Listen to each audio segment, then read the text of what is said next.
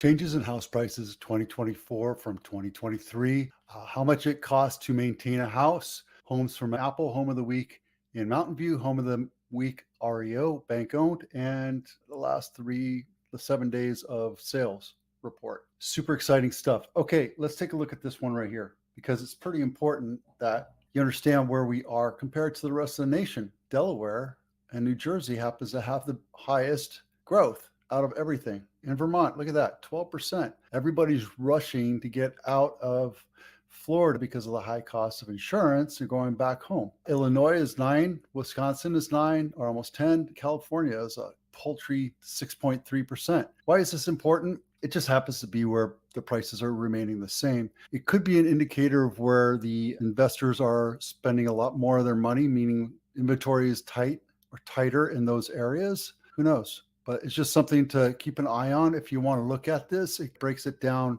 all the way through 12.8, New Jersey, 11.9. These are changes in quarter by quarter. So quarter one, 2023, quarter one, 2024. There you go. How much does it cost to hidden costs? I thought this was going to be about selling your house or buying a house, but it's not. This is more about maintaining your house, and you do have to maintain your house. Even if you're a renter, you should be maintaining the house, taking care of the appliances, taking care of the flooring, taking care of the windows, etc. This is more about if you're an owner and how much it costs per state to maintain your house. This came from Bankrate, and we'll go into that a little bit, but it's on average $18,000 per year, but that's not that bad. It's 26% higher than it was 4 years ago because of inflation. Inflation is killing everything and everybody right now, right? Or hurting everyone and everybody. I clicked on that link, brought me right here, talk about Bankrate. I go to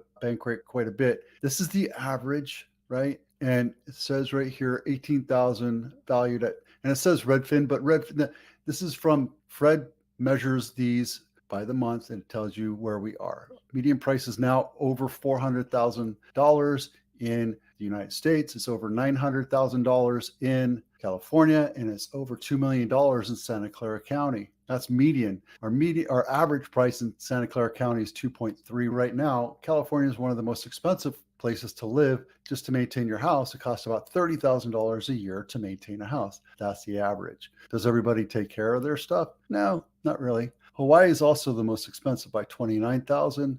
There's a chart down here. I'll let you take a look. Why are homeownership and maintenance costs higher now? Inflation. We're spending trillions of dollars, or printing trillions of dollars, and every time we print a dollar, your saved dollars become less and less valuable. Consumers are also contending with after effects on pandemic-driven inflation. It's not just pandemic. It's the fact that we're spending money, throwing money at wars that we shouldn't be involved in. States with the most expensive home ownership is Hawaii, California, Massachusetts, New Jersey, and Connecticut. With the least expensive home ownership is Kentucky, Arkansas, Mississippi, Alabama, and Indiana. If you want to look at it, these are the charts. Again, in the comments below is a link to my blog. Click on the blog and it'll take you right to these articles. These are houses, the house of the week, close to Apple Corporation. This is Warbler. It's a 3-bedroom, 2-bath built in 1955. Nice little ranch house for a paltry $2.4 million.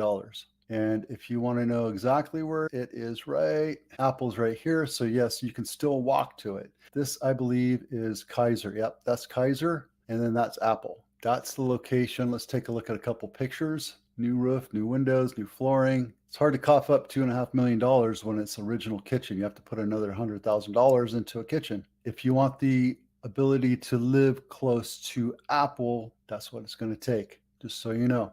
This segment of this episode is brought to you by the free home buyer checklist. This checklist goes through every little aspect. But when you're looking at 5, 6, 7 different houses, it allows you to compare and contrast every house that you went to, because there's a little checklist and it tells you house 1, house 2, etc. And you can do it yourself. You can make it up in your own spreadsheet, but this is done for you. It's easy, it's free. Download it. All right, Mountain View home of the week. The reason why I picked it is it's walking distance to Castro Street, which is the place to be. This is a 2-bedroom, 2-bath, 1,400 square foot house built in 1938, $3.2 million. And it looks like it's wood shingle roof. That's awesome. You can't even get insurance on that. You can, but you have to go through AAA, and then it's super expensive. I think these are called bungalows, the look and feel of a bungalow. Somebody wanted to go high end. I don't know. That's just not my style. Sorry. Not for that small of a house. Big enough rooms. That looks like a queen size bed. Original bathroom, loft bedroom for your kid.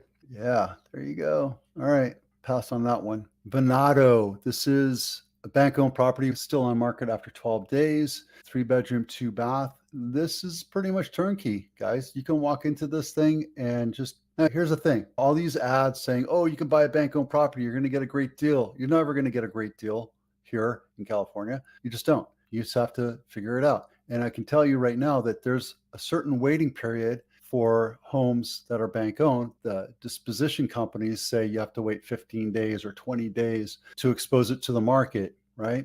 Why is that? Because when you look at putting a house on market, you want to expose it as long as you can, build up that buzz, and then see what offers come in. It's a normal thing. So look, this thing's completely turnkey. You think you're going to get a good deal on this house right now?